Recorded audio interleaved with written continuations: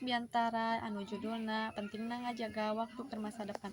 Assalamualaikum warahmatullahi wabarakatuh. Wilujeng enjing sadayana anu dipihormat Bapak Ibu guru sareng rerencangan anu dikusim kuring dipikannya. Hayu urang sami-sami muji syukur ka Gusti Nu Maha Suci margi ku rahmatna urang sadaya tiasa patepang dina kaayaan sehat walafiat. Dina kasempatan ieu sim kuring bade nyangking biantara anu judulna pentingna ngajaga waktu keur masa depan. Rerencangan sadayana, waktu teh hiji hal anu teu tiasa diulang deui sakali waktu sakaliwat moal bisa balik deui. Tapi dina kanyataanana masih loba jalma anu sok ngalorakeun waktu. Contohna urang sok resep nunda-nunda pagawean leuwih milih ulin tibatan diajar atau ngagunakeun waktu keur hal anu teu aya mangpaatna. Padahal lamun waktu dipake kaayaan hade bakal jadi bekal pikeun masa depan anu leuwih cerah.